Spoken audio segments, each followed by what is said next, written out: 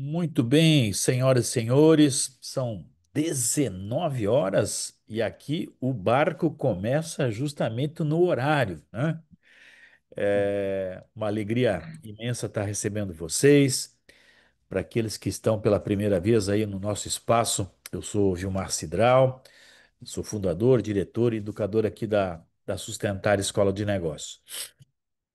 E é uma alegria muito grande estar recebendo vocês para o evento de Growth, né?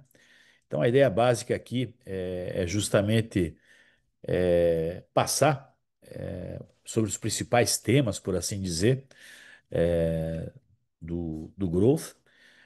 O professor vai estar aí conosco no módulo, né?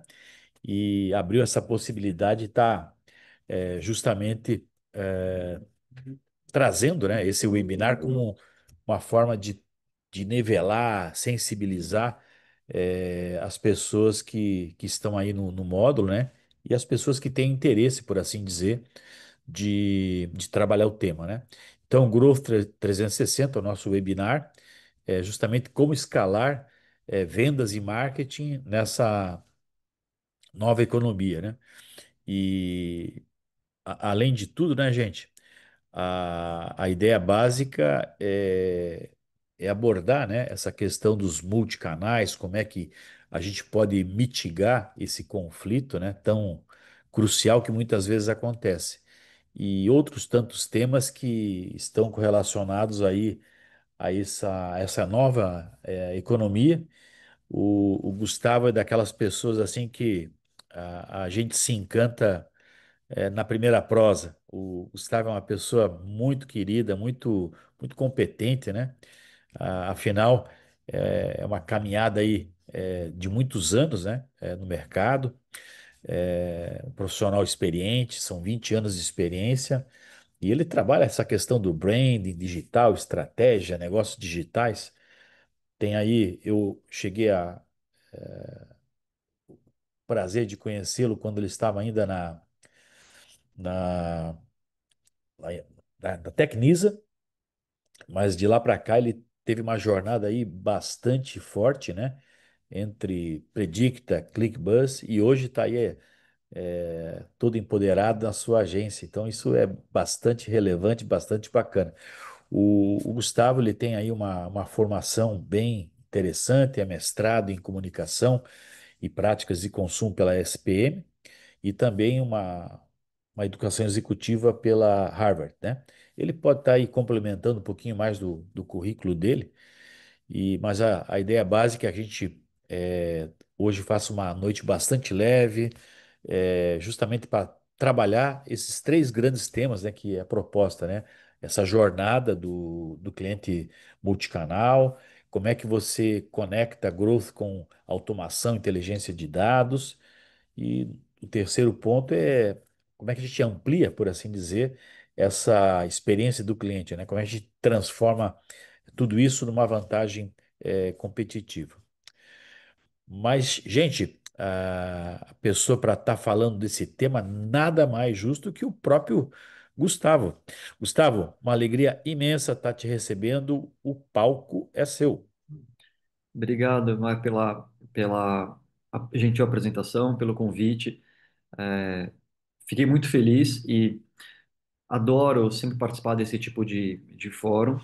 E antes de começar, até quero deixar aqui um espaço, um convite para que haja sempre essas trocas, né? A parte mais gostosa de fóruns como esse é que a gente pode trocar. Então, fique à vontade para perguntarem, para me interromper, para trocar figurinhas. Eu vou adorar escutá-los. É, e no final vai tornar muito mais legal e divertido porque eu vou poder direcionar o conteúdo para a realidade, no dia a dia de cada uma de vocês e cada um de vocês. Então, contem comigo, tá? Vou compartilhar a minha tela para a gente para guiar um pouco o nosso raciocínio. Estão vendo certinho? Tudo bem? Perfeito. Então a gente vai falar sobre Growth 360, ou uma linha de Growth Marketing. Mas antes, na largada, né, deixa eu me apresentar, né, dar um pouco do repertório e aí a gente faz essa troca aqui no dia a dia, né? Então, como o Vera falou, meu nome é Gustavo e eu costumo falar, viu, Mark, que eu comecei a trabalhar com digital na época que digital nem existia direito, né? Então, é, eu nasci em Santos e vim para São Paulo para fazer faculdade. Meu sonho era estudar na SPM. E logo quando eu entrei na faculdade, eu fui buscar um estágio, afinal eu estava numa outra cidade, precisava aprender a me virar ali. E isso foi em 1998, quando eu tive meu primeiro emprego em comunicação e marketing, e foi exatamente no IG, né? É, alguém lembra aqui do IG enquanto site, enquanto portal de comunicação?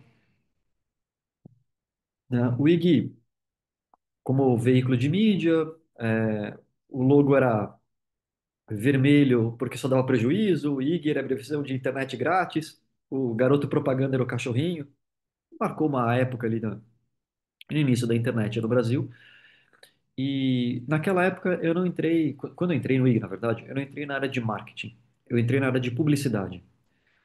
E qual que é a diferença entre essas duas frentes, né? Para quem não está familiarizado.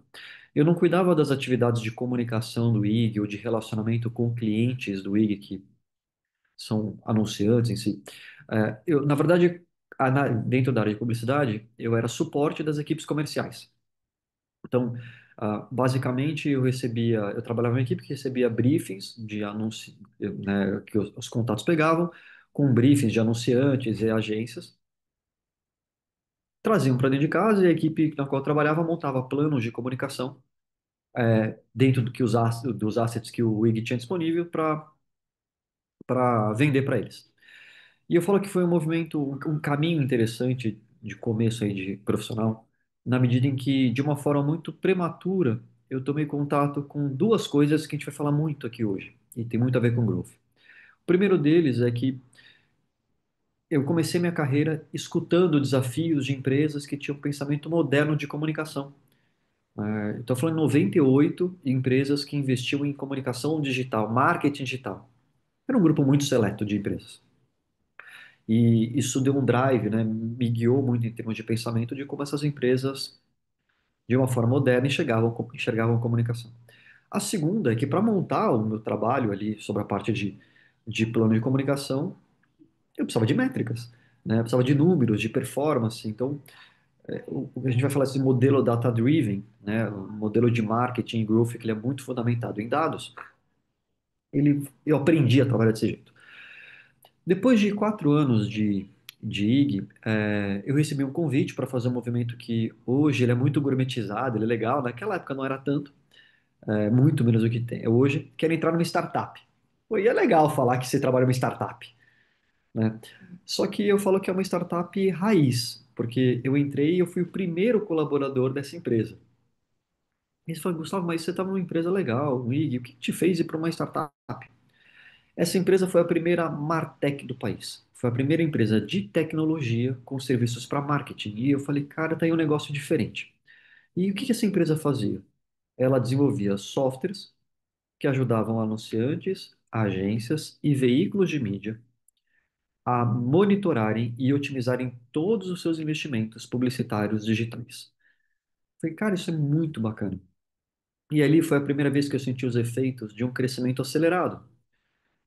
O que é o que a gente espera muito sobre a ótica de growth, né? Em 18 meses de vida da empresa, ela saiu de um colaborador, eu, para 250 pessoas. Saiu de zero de faturamento para uma média de 10 milhões de dólares mês. O que, vamos lá, tô falando de 2002, isso era dinheiro pra caramba. Ainda é, mas naquela época era muito dinheiro. 75% de qualquer publicidade digital brasileira passava por alguma plataforma nossa. Naquela época eu entrei com o desafio de olhar para o marketing, depois olhar para growth, para business intelligence, montei uma série de áreas, me tornei sócio na empresa. A gente enfrentou muitos desafios de crescimento ali com competidores agressivos, como é o caso do Google.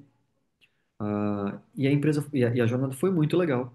E ela se encerrou, a minha jornada se encerrou em 2007, 2006, né, na empresa, quando a gente vendeu a empresa para o grupo RBS, né, filial da Globo. no sul do país, que estava através de um fundo comprando muitas startups e comprou a nossa empresa. Depois eu fui estudar fora, sempre quis estudar fora. É, fui fazer alguns cursos menores ali de pós-graduação. Foi uma experiência muito bacana. E eu tinha, ao longo dessa jornada, eu tinha uma reflexão, um desejo de entender se eu conseguiria fazer um trabalho relevante dentro de um setor mais tradicional, né? Dentro de uma empresa. Eu nunca tinha trabalhado numa empresa corp, né?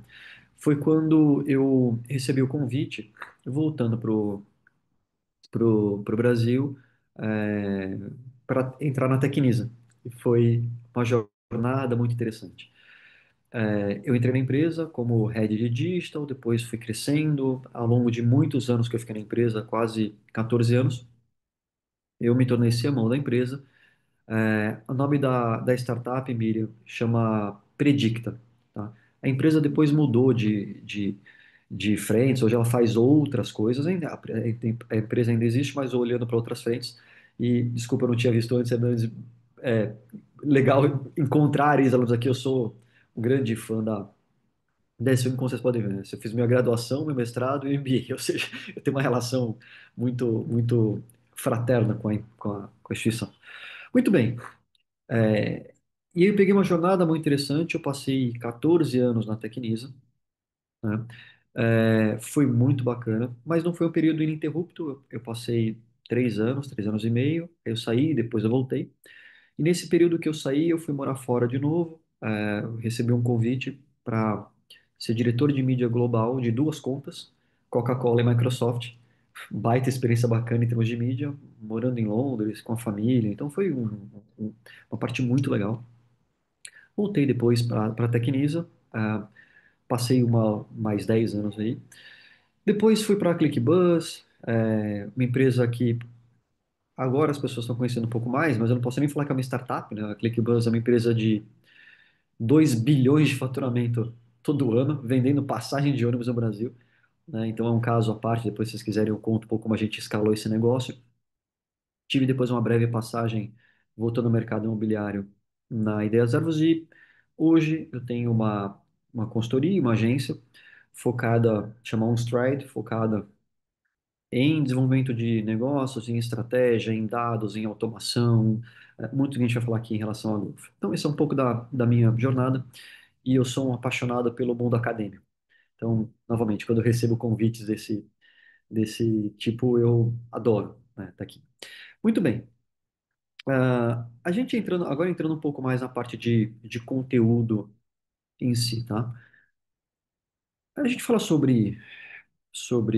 vai falar sobre growth, mas tem uma questão que é interessante trazer, é uma reflexão que é interessante trazer, que é o seguinte: é óbvio que trabalhar com marketing digital ou trabalhar com growth serve para qualquer tipo de empresa, em qualquer momento, mas existe um timing específico onde esse assunto geralmente aparece, tá? Então, pensem que qualquer empresa passa por um ciclo, ou tende a passar por um ciclo, às vezes mais breve, às vezes mais longo, um ciclo de vida e de crescimento. Significa que existem empresas que são aquelas startups, né, que elas têm estão no momento mais entusiastas, né, ali de negócio, precisam provar que aquele modelo é sustentável, fica de pé. Então, efervescência, né?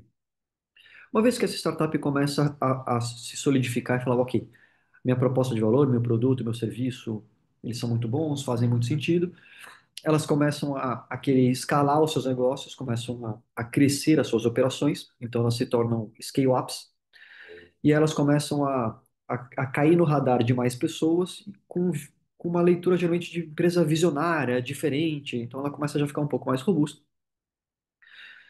Chega um momento que as empresas crescem e elas se tornam mais pragmáticas, elas entram num nível mais de consolidadas, elas já são grandes, já são corporações mais consistentes ali, já tem um reconhecimento de marca maior, um volume de negócio criado grande.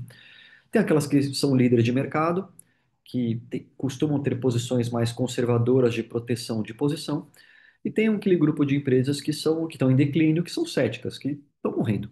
Isso é um ciclo de vida meio que padrão E a gente pode colocar isso para qualquer nível, né? Eu posso trabalhar com startups. Se eu pensar, por exemplo, que um Facebook hoje, enquanto rede social, talvez seja uma empresa em declínio, enquanto o Instagram, enquanto rede social, seja uma conservadora líder de mercado, enquanto eu olho, por exemplo, para um TikTok, que é uma empresa que está no nível pragmático, mas ainda tem espaço de crescimento, eu posso fazer uma leitura dessa, às vezes não pela empresa como um todo, mas pensando em produto.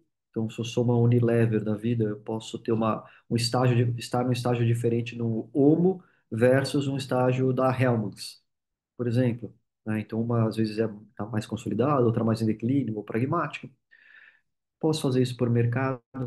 Então, às vezes eu sou líder de mercado em São Paulo, mas eu sou ainda uma empresa pequena, sei lá, em Curitiba e por aí vai. Então, a gente pode brincar com isso em vezes diferentes. Beleza, até aí, ok. O que acontece é o seguinte: geralmente o tema growth ele aparece de forma mais intensa nas empresas dentro dessa marcação de caos. O que acontece?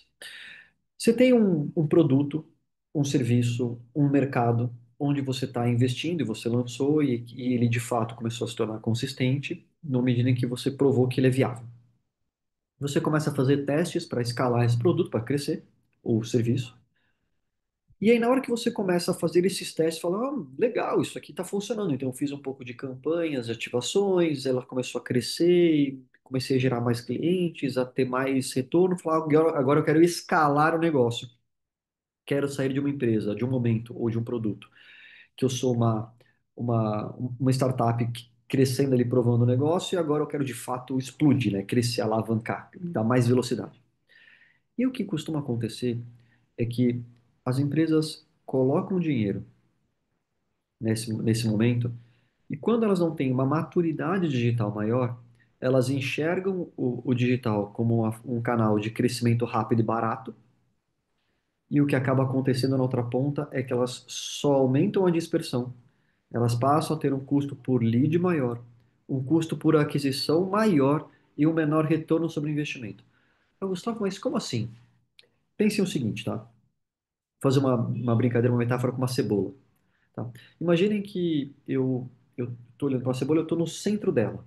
E o centro da cebola, o core dela, é onde eu tenho a maior demanda, né, reprimida, um público que já me conhece, já entende, eu sou bom ali, beleza. Cara, isso aqui está funcionando. Então agora eu começo a colocar dinheiro para acrescentar novas camadas dessa cebola para fazer com que ela fique maior. Só que ao atingir novas camadas, eu estou identificando pessoas que não conhecem minha marca, não conhecem meu produto, não me conhecem direito, e aí eu acabo tendo maior dispersão. Custa mais caro falar com essa pessoa, por isso que o custo por lead ele é maior.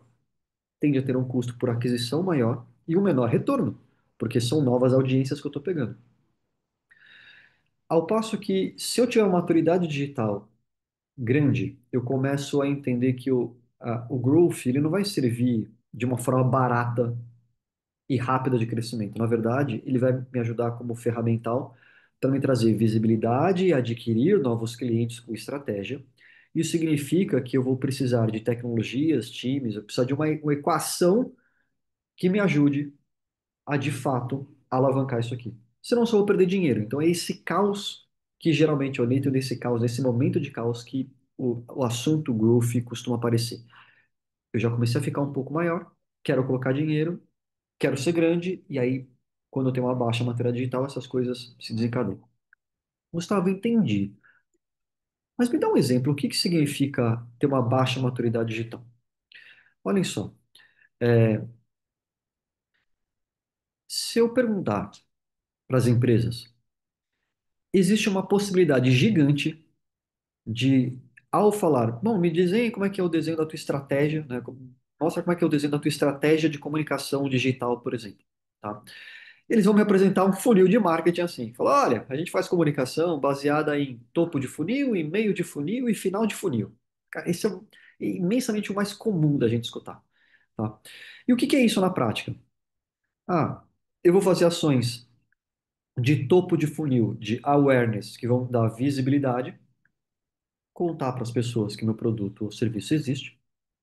Eu vou fazer ações de consideração, de meio de funil, E o que que é esta frente? Eu vou trazer na minha comunicação os elementos e informações que vão ajudar o consumidor a escolher o meu produto, né, a tomar uma decisão melhor. Então, aqui que eu vou falar sobre informações técnicas, características, quais são os meus diferenciais, condições de pagamento, por exemplo, né, detalhes do meu produto ou serviço.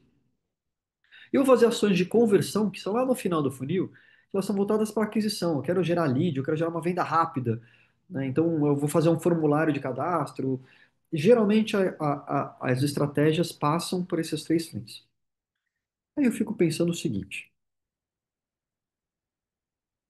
uma estratégia de funil clássico, como essa aqui, quando eu estou lá na etapa de awareness, eu estou falando com um suspect, que é aquela pessoa potencialmente meu cliente. Quando eu estou fazendo uma campanha de consideração, eu estou pensando num prospect, naquela pessoa que está negociando comigo. E quando eu estou fazendo uma campanha de conversão, eu estou olhando para o comprador, né, para aquela pessoa que vai comprar aquele produto uma vez. Aonde está a estratégia para eu falar sobre o meu cliente? Ou seja, eu vou pensar sobre gerar mais receita em cima da mesma base. E vou cuidar dessa pessoa. Aonde eu tenho uma estratégia falando sobre o influenciador? E que é um influenciador? É aquela pessoa que vai me ajudar ou influenciar, me influenciar durante um processo de compra.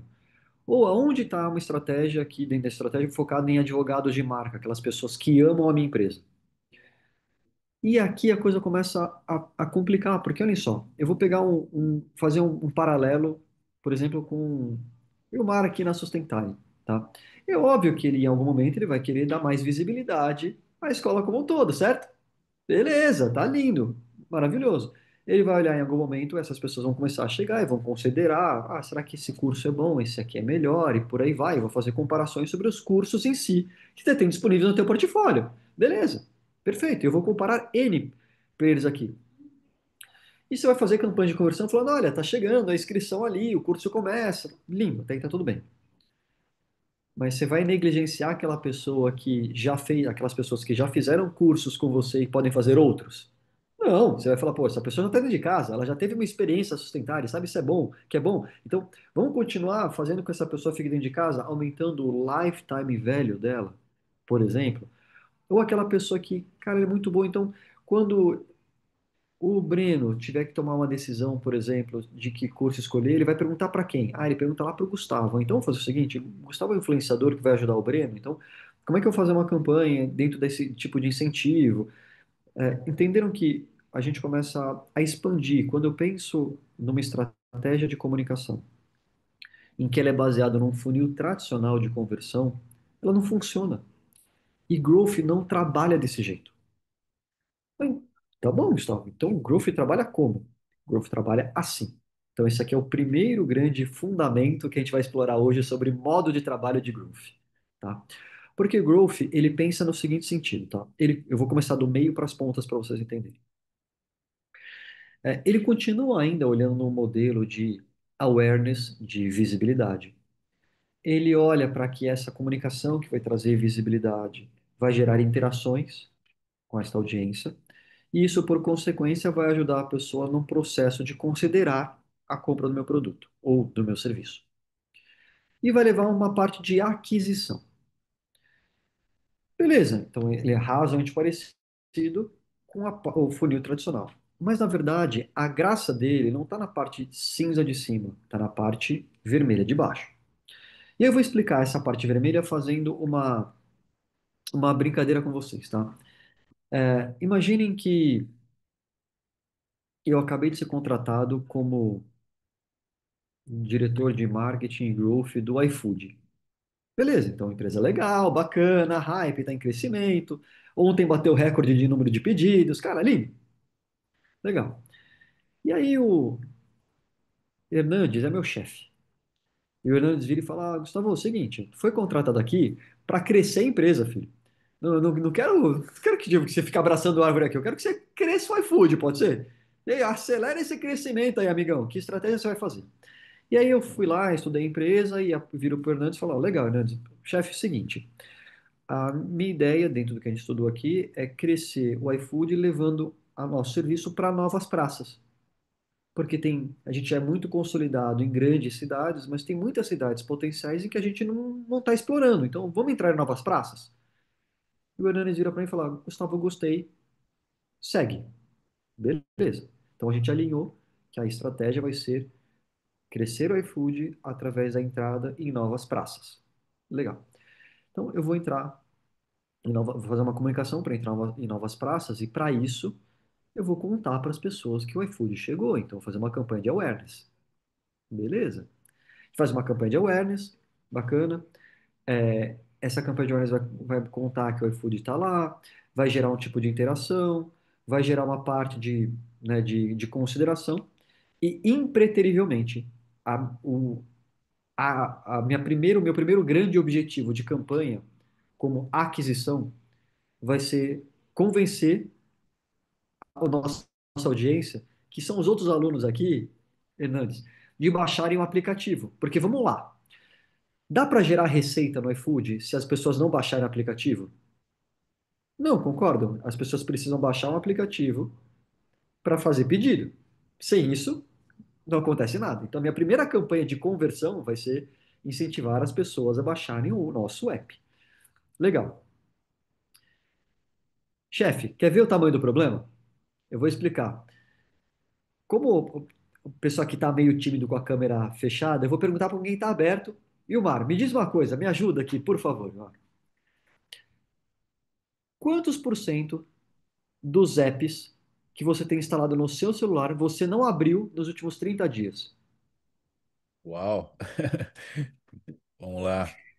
Eu não sou muito cara de apps, mas assim, daqueles que eu tenho, eu acho que, olha, Gustavo, no mínimo aí, mais de 80% eu não abro. Exato, é o que o Hernandes está comentando aqui também. Fala, pô, não vai adiantar nada, porque a gente tem 80 apps instalados e o brasileiro usa 7 apps em média. Né? Ele usa a previsão do tempo, ele usa o e-mail, ele usa o calendário, ele usa o app do banco, uma rede social, o WhatsApp, né? E aí, se tiver um outro banco, se tiver, cara, são 6, 7, 8 apps que as pessoas usam, né? Usar mesmo são poucos apps. E aí começa a ter um problema que é o seguinte: a gente fez uma campanha contando para esse novo mercado que a gente existe, né? Falou dos nossos diferenciais, lindo, bacana, e aí as pessoas instalaram e elas não usam o app. Aí o Hernani fala, Gustavo, você está de brincadeira comigo, cara. A gente precisa acelerar esse negócio. Não é para fazer download de app. Eu quero que as pessoas, de fato, né, consumam o produto. Fala, chefe, fica tranquilo. Eu tenho um plano. E meu plano para fazer com que as pessoas parem de olhar só para a aquisição, comecem a pensar na adoção, eu vou usar uns cupomzinhos. Então, olha só, vou mandar o cupom para essa galera que instalou e não abriu ainda, falando: olha, Vilmar, você que não abriu ainda, olha só, você tem um cupom aqui de 50% nas 3 primeiras compras. Aí ele vai falar: peraí, eu vou ter 50% de desconto em 3 compras? Vou testar. E aí eu começo a incentivar a adoção do aplicativo para as pessoas. Aí depois eu começo a pensar em outras frentes, como por exemplo, vou criar agora um clube iFood, para que você tenha frete grátis. E aí eu começo a pensar na retenção dessa base. Aí eu vou fazendo essas atividades e começo a perceber, por exemplo, que a Miriam, ela usa bastante o iFood, mas ela só pede hambúrguer, cara. Ela nunca pediu pizza. Então vamos fazer um cupom para ela de incentivo para pedir pizza? E aí nesse ponto eu estou pensando em expansão. Ou, por exemplo, a Cíntia, ela pede muita farmácia, mas ela nunca pediu mercado. E aí eu posso fazer ações de incentivo para que ela comece a expandir categorias de produto até chegar a um ponto onde eu não preciso mais fazer cupom nenhum, porque quando vocês quiserem alguma coisa, por exemplo, bater uma fome, vocês vão abrir o iFood e vão pedir uma comida lá, ou um mercado lá. E aí, ao chegar nesse ponto de lealdade, eu posso tirar o pé, e aí vai significar que os 4 primeiros estágios de cima, que estão em cinza, awareness, interação, consideração e aquisição, essas 4 primeiras etapas me geraram receita. Enquanto a parte vermelha, que é a adoção, retenção, expansão e lealdade, começam a me gerar lucro, porque eu não preciso mais investir em vocês. Chefe, eles vão continuar pedindo e tá tudo bem, sem a gente investir em mais nada, porque eles já entenderam a nossa proposta de valor e já se acostumaram a pedir com a gente. Entenderam que eu começo a ter uma visão mais de ponta a ponta da jornada. Empresas modernas, digitais, elas começam a olhar para essa jornada como um todo e não ficar pensando só em visibilidade, em consideração e conversão, né? Elas olham para esse fluxo todo. E ao entender esse fluxo todo, nessa provocação, eu começo a trazer, a aproximar áreas diferentes. Então, eu começo a entender que o marketing precisa andar do lado de digital, que precisa andar do lado da área comercial e de vendas, que precisa andar do lado da área de experiência do cliente, de CX. Eu começo a poder trabalhar múltiplos objetivos simultâneos para audiências diferentes. Então, eu vou pensar numa parte de estratégia de geração de tráfego, ao mesmo tempo, vou pensar em engajamento para uma outra audiência, ou para geração de lead e receita numa outra, e retenção numa outra. Eu começo a trabalhar ao longo dessa jornada. Começo a pensar em métricas, em KPIs específicos, e aí aqui a gente vai determinar um monte deles, aqui eu só coloquei alguns exemplos, que vão de custo por lead a nível de satisfação em NPS. Vou pensar que atividades a gente vai trabalhar, se vão ser através de publicidade de ads ou de criação de personas ou jornadas automatizadas. Então, começa a olhar para que atividades vão ser feitas em termos de mídias. E aí a gente explica ao longo, né, vai explicar ao longo do curso as diferenças entre o que tem de mídia paga, mídia própria, mídia ganha. Então eu começo a pensar nos canais, que é um pouco do que o Mar falou também, né? O Mar falou, a gente precisa olhar para que canais a gente vai trabalhar, mas a escolha dos canais tem a ver com as estratégias que a gente está trabalhando, né? Que a gente vai fazer. E ela nasce em cima disso.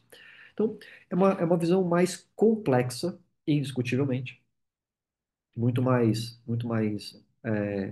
madura em relação à leitura de dígito.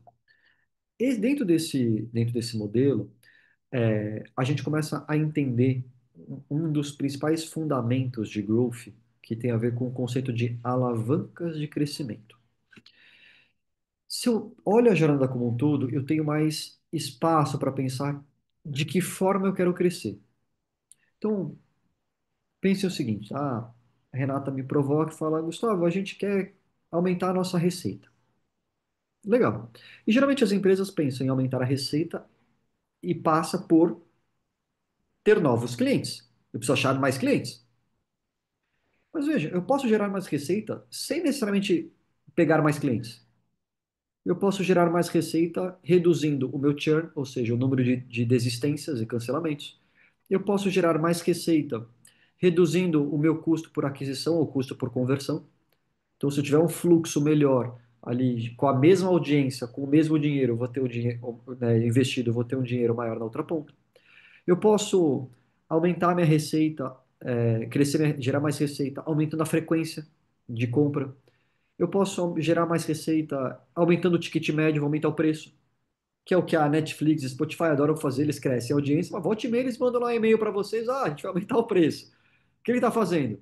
Gerando mais receita com a mesmíssima audiência.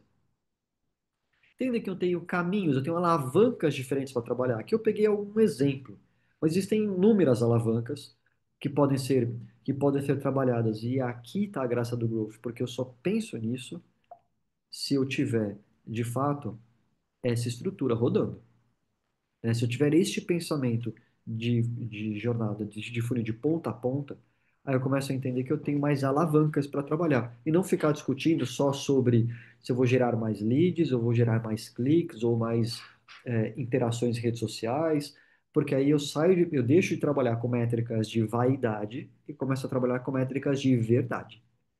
Aquelas que vão mexer de fato no business. Então, esse é um fundamento muito importante quando a gente olha para growth, porque pensa nessa lógica de que alavancas eu vou utilizar que vão ser mais interessantes para acelerar o meu crescimento. Sem contar que no começo desse ano o Google lançou um estudo que falou: olha, é muito legal o que vocês estão falando sobre funil de conversão, mas você sabe que o processo não é necessariamente esse, né? E aí ele apresentou este modelo e que ele explica muito o que acontece no dia a dia sobre a ótica de compra. O que esse estudo do Google fala dessa jornada em looping? A gente é constantemente exposto, então está nessa linha pontilhada de fora, a gente é constantemente exposto, bombardeado por informações, por ofertas. É só vocês entrarem lá no Instagram e vocês vão ver quantos anúncios vocês veem o tempo todo. Então, a gente está o tempo todo sendo bombardeado por um monte de informação, um monte de publicidade, um monte de contexto, o tempo todo. Em algum momento vem um trigger, um gatilho que aparece na nossa vida que fala, ok, vou prestar atenção nisso aqui. Eu posso estar sendo bombardeado o tempo todo por hotéis. E não está nem aí para viagem. Chega um momento e fala, agora eu estou precisando de férias. É um gatilho que eu estou precisando de férias e meu olhar parece que volta para isso, né? Parece que começa a fazer sentido. E aí sim eu começo a pesquisar mais sobre isso. Então, através de um gatilho, eu começo a explorar quais são as possibilidades e as ofertas que existem e começo a avaliar o que tem de disponível. Então, eu exploro e avalio. E qual é o problema, o ponto que o Google levanta? É que essa jornada de explorar e avaliar as ofertas, ele pode entrar num looping e ficar muito tempo rodando. Às vezes meses rodando até eu decidir comprar. E aí eu vou pegar o mesmo exemplo que eu coloquei antes com o Vilmar para vocês entenderem. Imagina lá, como empreendedor, tem um gatilho de que eu preciso melhorar as minhas habilidades, então eu preciso estudar. Legal, então eu, como potencial aluno, eu preciso estudar e ver um gatilho, seja porque eu tenho uma promoção que eu quero pegar, um emprego novo, eu quero ter um aumento, eu quero mudar de emprego, ver alguma coisa que é um gatilho que eu preciso estudar. Tomei um feedback, um puxão de orelha enorme ali que eu preciso melhorar, não importa. E aí o que vai acontecer? Eu vou avaliar vou explorar quais são as escolas de negócios que eu posso trabalhar. Ah, são essas, dentro desses cursos. Ah, e deixa eu entrar em contato, deixa eu ver ali qual é a grade curricular, quais são os professores. Né? Aí você começa a avaliar esse processo. E às vezes, o potencial aluno do Vilmar, ele entra em contato, aí ele some durante 3 meses, aí ele volta depois, aí ele sobe depois mais um pouco. Ele pode demorar tempos até a tomar a decisão. E aí ele pode ficar nesse looping durante um bom tempo, até que aí sim ele toma a decisão de compra, e aí precisa ter uma experiência muito boa. Portanto, não é uma relação de causa e efeito direta, onde eu faço um investimento, eu gero um lead, esse lead vai comprar amanhã. O que o Google traz de importante nessa jornada em looping, não é que o processo de conversão ali, a lógica, ela mudou. É que a gente precisa tomar cuidado que ela pode ser mais alongada. Ela pode ficar durante muito tempo entre esse ciclo de exploração e avaliação. Durante bastante tempo, a gente não pode ignorar a pessoa que está aqui, porque cada um tem o seu timing para fazer a escolha a questão de um produto ou de um serviço. Vocês entenderam mais ou menos o conceito? Tá claro para você? Tá aqui? Beleza. Muito bem. Nessa linha, e aí eu deixei exatamente como o Google trouxe, então tem algumas coisas que estão em inglês, outras em português, que novamente eu estudo deles. Mas dentro desse movimento, ele falou: olha, então, de forma prática, o que a gente precisa pensar? Tá? A gente precisa pensar que tem 4 S's de comportamentos das pessoas. O primeiro S tem a ver com o que ele chamou de streaming. E o streaming, o que que é isso? É que a gente é constantemente bombardeado de conteúdo. Então, a gente está fazendo streaming o tempo todo. Ah, é num nível tão hard que vocês têm 3 minutos, vocês abrem o TikTok, abrem o Instagram, vocês ficam. Cara, a gente não sabe mais ficar em silêncio, parado, o tempo todo com o celular na mão, consumindo mídia, não é? Né? Então, esse conceito de streaming o tempo todo. Tá, Gustavo, e o que isso tem a ver com a gente na questão de growth? É que eu preciso pensar sempre que as pessoas estão fazendo esse tipo de comportamento e trazer sempre mensagens, me fazer presente, construir narrativas para estar próximo das pessoas.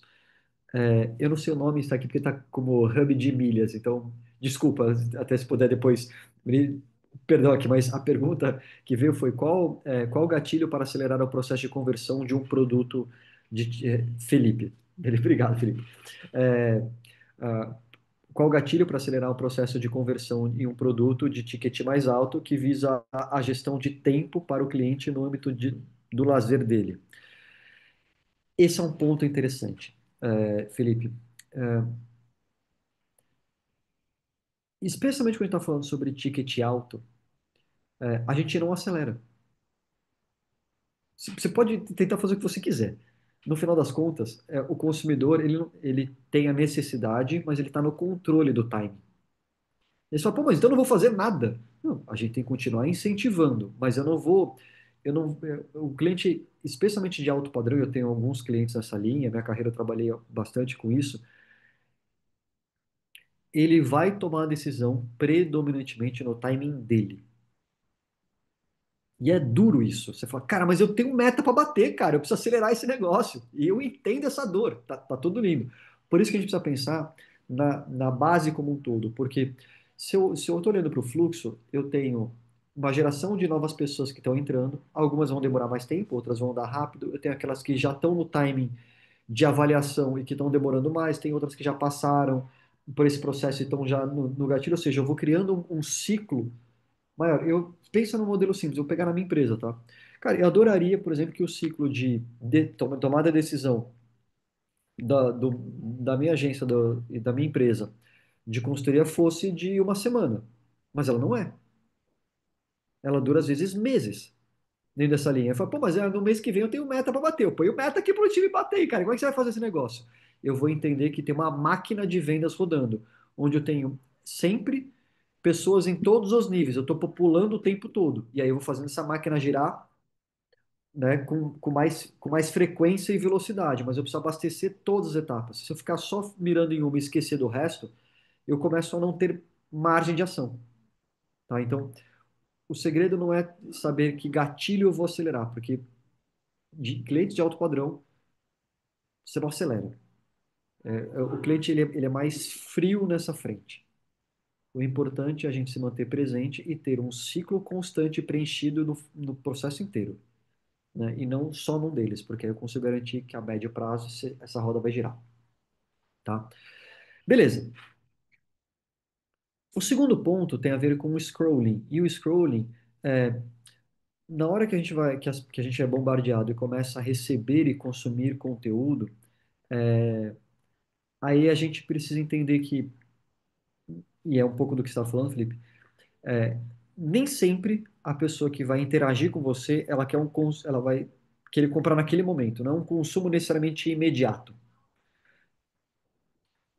Quantas vezes vocês não interagem com algum tipo de comunicação, ou não estão trabalhando ali fazer um cadastro, alguma coisa, e é um negócio para frente. Eu mesmo já aconteceu comigo várias vezes. Ah, você queria saber mais sobre esse produto? Eu vou lá, me inscrevo para fazer uma demo do produto. E, cara, acaba a demo de 14 dias, eu nem testei aquele negócio, né? Acontece. Às vezes eu tô, me passa aqui mais informação que eu estou interessado em comprar esse carro. Aí, putz, aí passou o tempo. Então, a gente está sempre sendo bombardeado e às vezes interagindo, esse momento de scrolling. É o que eu fico brincando que às vezes a gente não percebe que é o seguinte. Sabe, já deve ter acontecido com vocês, quando vocês estão navegando, por exemplo, numa rede social, e aí vocês olham e falam, deixa eu voltar naquele post ali em cima, que eu acho que eu quero ver o negócio ali que eu passei batido. Aí você vai voltando e fala, pô, eu achei que fossem 3 posts que eu tinha passado, e na verdade foram 30 posts. Você vai subindo e fala, eu não lembro de ter visto isso aqui, eu não lembro de ter visto isso aqui, eu não lembro de ter visto isso aqui. Na verdade, ele passou por vocês. Vocês foram fazendo scrolling, porque vocês têm um dedão nervoso, e vão subindo e mexendo naquele negócio ali, e aí vocês nem percebem as interações. É mais ou menos o que acontece. Então a gente toma cuidado, porque nem todo mundo que interage com a gente quer comprar de forma imediata. Tem um terceiro S baseado em searching. E o searching é que o hábito de busca está mudando, né? Especialmente acelerado agora pela adoção mais mainstream, mais em massa, da inteligência artificial. Vejam, agora é chique falar que você não faz uma busca, você escreveu um prompt, né? E escrever um prompt é que vocês estão fazendo uma busca mais robusta, mais complexa. Então, se lá atrás, trabalhava com imóvel, falava, a pessoa buscava por comprar apartamento, hoje ela escreve um texto, fala, quero comprar um apartamento de 3 dormitórios, de 200 metros quadrados, no oitavo andar, virado para o sol, no bairro tal, que tenha tal... Fica um negócio desse tamanho. E a gente está buscando coisas diferentes o tempo todo. Então tem uma parte de busca que é cada vez mais intuitiva, cada vez mais personalizada, né? Cada vez mais com respostas em tempo real. E aí sim tem uma parte de shopping, de compra, que ela não é linear. Então, a jornada, ela tradicional, ela se tornou mais difusa, né? Já que tem compra que é por impulso, tem compra que ela é mais alongada e ela pode ficar naquele fluxo constante que eu comentei com vocês. Então, apesar de ser um fundamento aqui que o Google lançou, desses 4 S's, que guiam todo tipo de comunicação, eles têm um viés importante, ou adaptação importante quando eu olho para Growth, porque mostra que eu preciso pensar na jornada como um todo, tá? Então, ele se conecta ao que eu comentei anteriormente. Outro fundamento importante de Growth, se um deles é olhar de uma forma mais amplificada para funil, o segundo é que Growth, sem números, não é nada. Portanto, eu falo que é, é, não é nem o marketing, a gente vê quase que o matemarketing, né? É uma ciência ali exata cada vez maior. E aí tem N metodologias, mas a mais difundida para trabalhar, que Growth trabalha, é uma metodologia de OKRs. Imagino que muitos de vocês já viram, já trabalharam com esse modelo. Essa aqui é uma referência de site para caso alguém queira conhecer um pouco mais. Para mim é o melhor site, apesar de estar em inglês, é o melhor site que ajuda a definir e treinar e olhar para OKRs. OKRs nada mais são do que eu determinar quais são os objetivos e os principais indicadores do negócio. Por isso que é a abreviação de Objective and Key Results, OKRs, tá? E aí ele tem uma relação interessante com o Growth, porque ele trabalha com uma lógica de conexão entre métricas. Então imaginem que eu posso colocar uma meta ou um objetivo de eu quero ser a empresa referência número um a agência número um em performance no Brasil. Essa é meu objetivo. Ah, legal. Mas para isso eu preciso fazer o quê? Então eu preciso aumentar o número de clientes, eu preciso fazer com que as pessoas conheçam mais sobre a minha empresa e eu preciso, sei lá, ter um nível de satisfação dos meus atuais clientes de acima de 90%. Beleza. Como é que eu vou fazer isso? Então eu defini a métrica norte, quais são os meus objetivos, e aí os KRs, os Key Results, eu vou trabalhar com ações específicas de curto prazo que eu vou ter que fazer para atingir aquele objetivo que vai me ajudar naquela meta maior. Então ele trabalha nessa interdependência entre eles. Novamente, estou trazendo aqui de uma forma muito superficial, mas é uma referência legal para vocês terem. Growth trabalha muito com essa linha de OKRs. No final, É, ao trabalhar com metodologias de growth, o que vai acabar acontecendo é que a gente vai sair de um modelo tradicional de gestão baseado em visibilidade e aquisição, baseado em geração de lead, onde as áreas trabalham todas em silos, e poucas pessoas têm o poder de influência de decisão de desenvolvimento de produto, para o modelo mais moderno, onde envolver uma jornada completa e pensar no lifetime value desse cliente. Vou parar de ficar discutindo sobre se eu gerei lead ou não e vou falar sobre qual é a minha receita e a minha taxa de crescimento. Vou parar de trabalhar em silos e pensar que vou ter que ser muito mais integrado e multidisciplinar e vou ter que dar voz para todo mundo, porque uma das premissas fundamentais de growth é que a inteligência do grupo é mais inteligente do que o mais inteligente do grupo. Portanto, a inteligência coletiva sempre prevalece, né? Então, a gente começa a ter formas de trabalhos que elas são diferentes. E tudo isso vai passar por o quanto a gente conhece de fato do nosso consumidor, né? Se a gente consegue construir confiança, se a gente sabe ser relevante com ele, se eu entendo desejos e motivações. Então, o Growth vai ajudar vocês não só numa parte de alavancagem de crescimento, mas Growth pode é, permitir com que vocês conheçam mais a audiência de vocês, ou vai pelo menos exigir que vocês conheçam mais a audiência de vocês, comece a entender os seus nuances, para que mensagem eu mandar, para que momento. Veja, um exemplo que eu dei, Renata pede só hambúrguer, nunca pediu pizza. Eu conheço qual é o gosto da Renata. Então, eu vou precisar entender desse gosto, senão a chance de mandar uma mensagem ou tentar usar alguma alavanca que é irrelevante para ela vai ser grande, ela vai me descartar. Ih, essa pessoa nem conhece de mim, né? É, E quantas empresas estão há anos-luz de distância disso? Eu vou mandar um e-mail marketing para vocês e erram o nome de vocês, né? Então, você tem N formas de trabalhar aqui. O Growth vai exigir que vocês conheçam melhor o consumidor de vocês. E aqui o tema é infinito, porque ele vai passar por entender sobre comportamento, sobre influência. É aqui onde se conecta a parte de dados reais, né, volumes de dados que a gente tem das pessoas. Eu costumo falar que a maioria das empresas, quando começam a entrar em modelos de growth, elas sequer têm bancos de dados. As empresas têm um bando de dados. É um monte de planilha de Excel largada na rede que quando eu abro não bate nada com nada. Aí você fala, cara, mas não consigo nem tomar uma decisão. Ah, Gustavo, mas é verdade? É. E aí eu vou fazer uma pergunta para vocês para fechar esse, pegar esses 10 minutinhos para vocês trazerem perguntas para mim, tá? Vamos lá.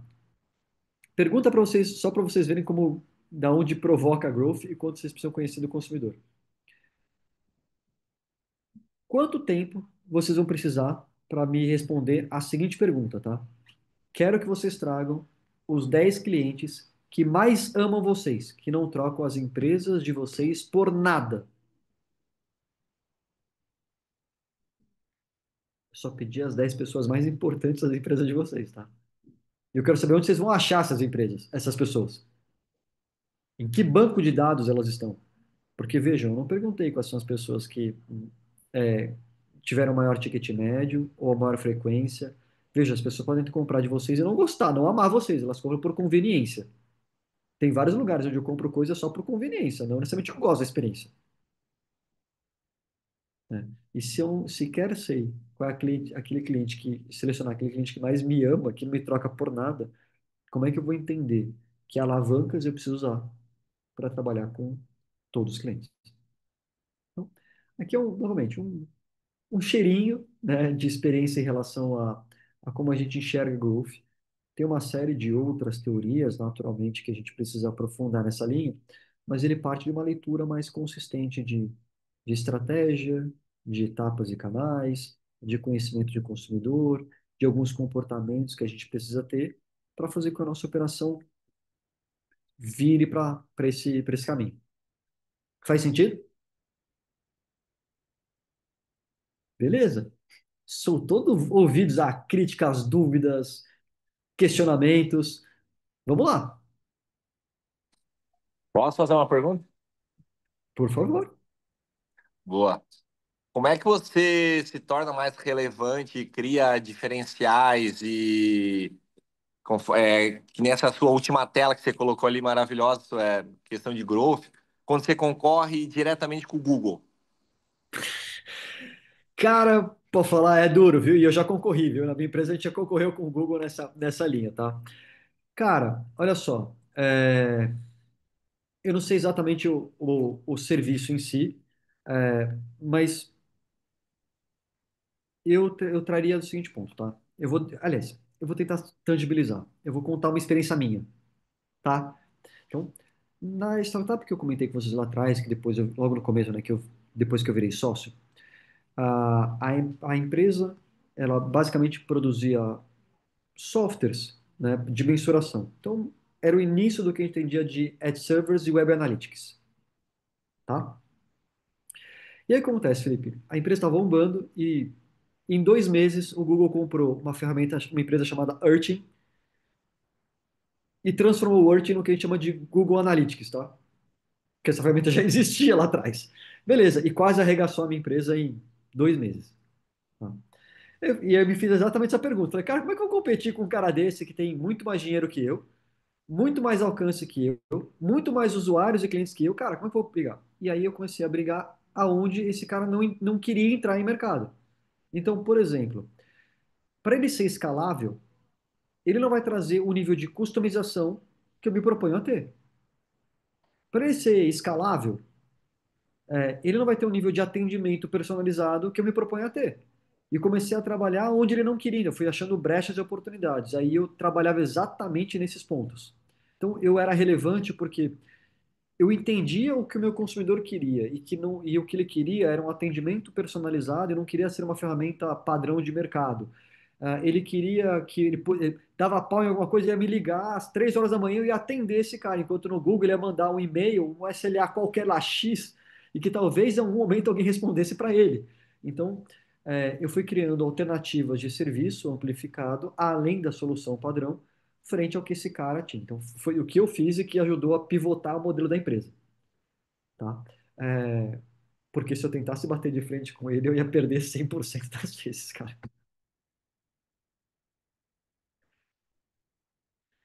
Beleza. Que mais? Gostei da pergunta. Não, boa, boa. É, eu levo muito isso em tese também, a questão de você trabalhar pessoas e não números, né? O Google, a gente nunca vai conseguir bater nele de frente, né? Então, quando você. A frase que você botou no final ali, ser relevante, eu acho que para um cara que tem um high ticket, que pode pagar o que você quer entregar para ele, se você tratar ele como pessoa e não com número, eu acho que tem essa pegada mesmo de bom demais. É isso, Felipe. E, sabe, eu escutei uma frase de um amigo meu, esses dias e que ela ficou muito na minha cabeça e ela é verdade e ela tem a ver com o que você está colocando, tá? Ele falou para mim que a gente estava trocando figurinhas sobre a minha empresa, ele é um cara muito parceiro, né? E ele virou para mim e falou, Gustavo, um cliente, ele vai comprar o teu produto ou serviço não quando ele entende o que você faz, mas quando ele for entendido por você. Quando ele for entendido por você, aí ele vai comprar o negócio. Não basta ele entender o que você faz. Entender o que você faz, ele entende. Ele tem um monte deles. Ele quer saber se você entendeu o que ele quer fazer, né? Se você tiver essa capacidade de entender o que ele quer e oferecer o que ele quer, ele vai comprar. E é um Bom pouco isso que eu demais. estou trazendo, né? Foi uma provocação muito boa, assim, cara. Eu saí daqui e falei, cara, é verdade isso. É muito verdade. Às vezes a gente tenta criar rótulos. Fala, eu faço isso, faço aquilo, tenta explicar para as pessoas o que a gente faz, e na verdade eu preciso mostrar para elas que eu entendi o que elas querem. Eu estou entendendo elas. Aí a conversa vai para um outro lugar. Cara, só, não quero atrapalhar muito o final aqui, mas eu gostei demais, tá? Parabéns. Obrigado. Antes a gente vendia serviço, né? Vendia produto, digamos. Hoje a gente vende tempo. Então, e o que fez mudar a minha chave foi eu estar sentado no avião ao lado de um diretor de uma gigante brasileira. E ele olhou para a minha camisa, eu estava com a camisa da empresa, e ele falou: O que que você vende? Eu falei: Eu vendo tempo. Se eu fosse falar o meu produto, ele jamais daria atenção para mim, porque eu ia entrar numa commodity absurda, eu ia entrar numa concorrência que eu nunca ganharia.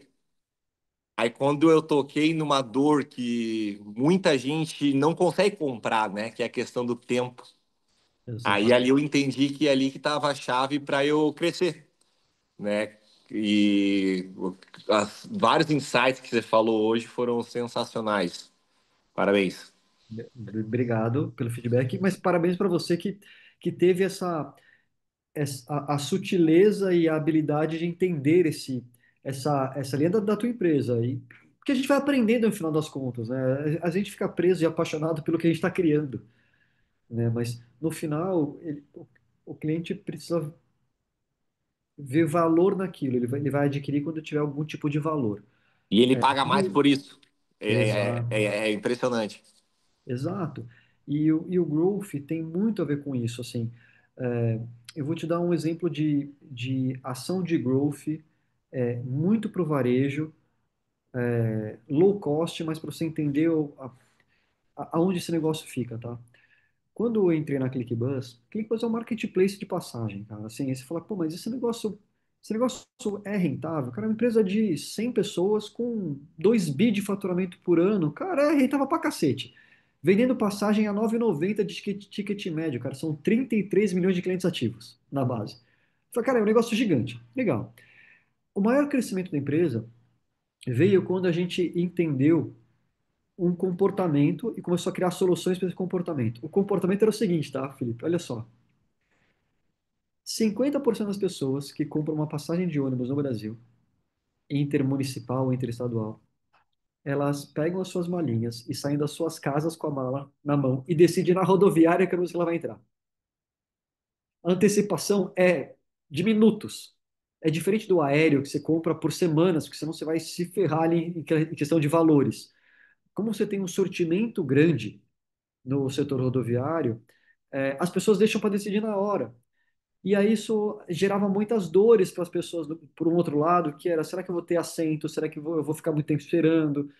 Mas era uma questão de comportamento, e a gente começou a trabalhar exatamente em soluções que permitissem que as pessoas, sem mudar aquele comportamento, tivessem mais conveniência durante aquele comportamento delas. E eu falei, cara, você quer ter esse comportamento lindo? Eu vou achar soluções para facilitar a tua vida neste momento. Cara, a empresa explodiu de crescer. E a gente começou a criar modelos e produtos, serviços diferentes. Então, foi por aí que a gente foi trabalhando, tá? Então, a pegada é essa. E tô vendo aqui, a Dailton, Ana, obrigado pelo feedback, Miriam também, fico super feliz. Mas tô aqui, podem mandar. Com relação a essa questão de passagem de ônibus, né? Esses dias eu estava tomando um vinho com o CEO da Assist Card Planta América Latina, né? E a gente resenhando e conversando e tal, e ele falou assim, cara, sabe onde a gente cresceu de uma forma absurda? Quando a gente fechou uma parceria com empresas de ônibus, para ver como às vezes é um detalhe que transforma o resultado operacional da empresa, né? A gente introduziu um seguro nas passagens de ônibus de 4, 5 reais e ninguém, todo mundo pagava e ninguém percebia que tinha esse serviço incluso dentro de uma passagem de ônibus. E a questão do sinistro era zero, porque mesmo que você tinha um problema na passagem, na sua viagem de ônibus, você não usava aquele seguro que você comprou, porque você nem sabia que tinha. Que ele estava lá, ele estava discriminado, tudo certinho, mas a gente compra as coisas, às vezes nem sabe o que a gente está comprando. Isso fez a empresa crescer assim, tipo, absurdo na venda de um produto, ah, e ninguém usava, né? Porque a galera tava pagando e não tava utilizando o seguro. E pagava embutido, então, de fato, você tinha desistência baixa, ou inadimplência zero. Zero, né? Zero. É isso, assim, e growth é nessa linha. Novamente, se eu olhar para o conceito padrão, growth é achar formas diferentes de crescimento. Exatamente. Ele achou uma forma Exatamente. diferente de crescimento. Não era tão usual ou tão óbvio nessa frente e funcionou. É isso. Você encontra, às vezes, você encontra o diferencial onde ninguém está explorando e já ninguém imaginava, né? Imagina, eu vou Exato. crescer um absurdo, vou faturar, sei lá, 10, 20 milhões de reais no ano em algo que a empresa não estava olhando, que era uma passagem de ônibus que Travou. Maravilha, professor Gustavo. O Felipe recebeu tanta da consultoria que até a conexão caiu, viu? Ah, mas eu adoro, essas conversas são ótimas. Assim, a gente sempre É. vai aprendendo, vai. Essas provocações são excepcionais. Adoro, Boa. adoro. Gustavo, estou tomando a liberdade aqui de apresentar aqui o slide do curso que você vai estar conosco, né, de Growth. Espero que você está compartilhando, né? Tá sim. Então, moçada aí, o Growth, venda, multicanais, marketing, né? Essas dores aí que o Gustavo tão bem abordou hoje, aí uma pontinha aí do que ele vai trabalhar ao longo do módulo, né? E aqui na Sustentária a gente sempre tem a possibilidade de ofertar esses módulos que fazem parte da pós-graduação e a pessoa, se assim entender, pode estar adquirindo por pedaços, né? E esse curso faz parte de uma pós-graduação, mas ele pode ser adquirido aí de forma pay-per-view e vai estar iniciando dia 16 de setembro, mais 23 e mais dia 30. E o Gustavo aí com toda conhecimento, né? Que ele está aí afinado com os temas mais é, conectados com os desafios estratégicos, né? Vai estar dividindo isso e muito mais justamente nesse módulo. Então, de toda forma, aí a gente vencemos a nossa agenda, né, Gustavo?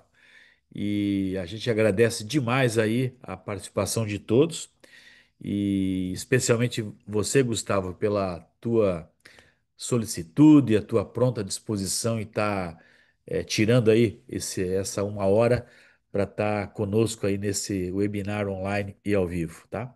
Então fica aqui o nosso agradecimento a você e a todos os presentes aí pela nossa jornada aí. Imagina, eu que Valeu, agradeço. pessoal. Obrigado, viu? Obrigado novamente, Valeu. foi um prazer, gente.